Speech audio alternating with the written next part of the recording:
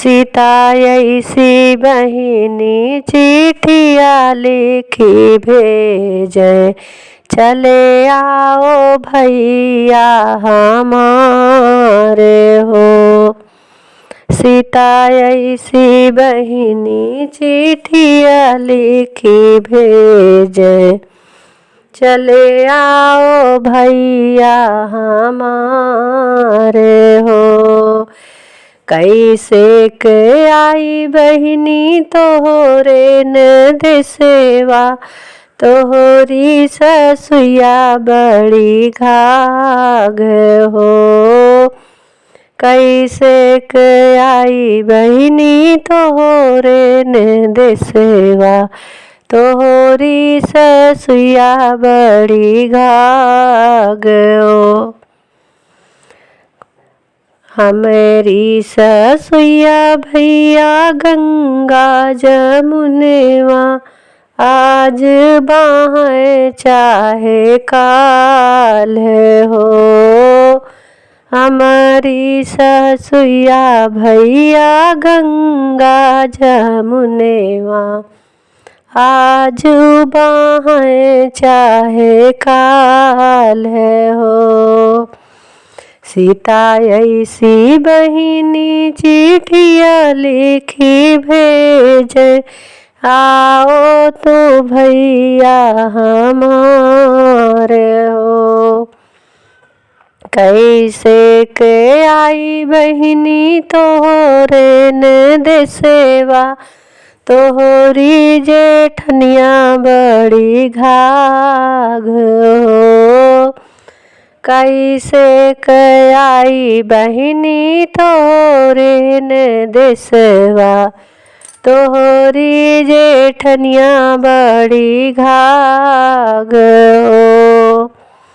हमारी जेठनिया भैया एक दुई करी है, चाहे आज करें चाहे काल हो।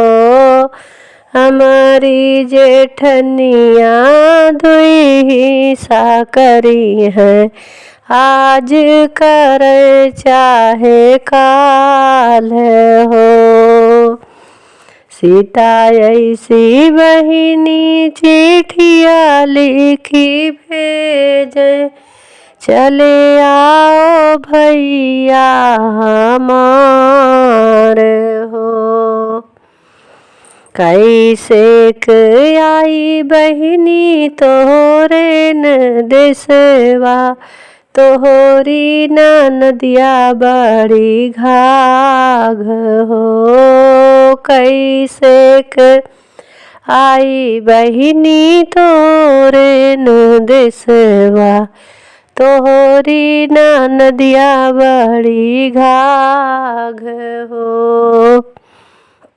हमारी नदिया भैया ससुर चली जई है, आज जाए चाहे काल हो।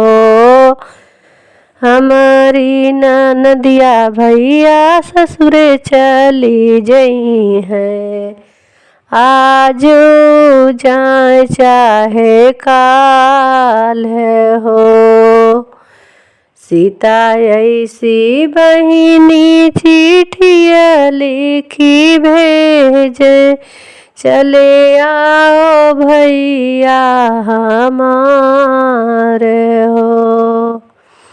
घोड़ेवा सजावे भैया घोड़ेवा सजावे, सजी गए अपना समेत हो।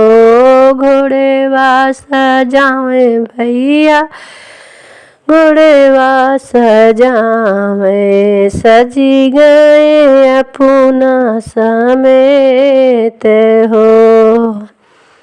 आधी रात पहुँचे हैं भैया के देसेवा, बहिनी तो ठाढ़ी हमारे हो।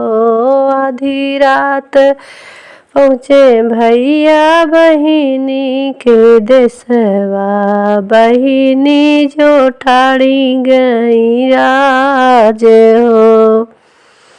जब देखे भैया हमरे आए आधी रतिया, बहिनी मन मन सोच हो। भले क्या भैया तू चला ही आया, हमरे लजियक करया क्या ले हो।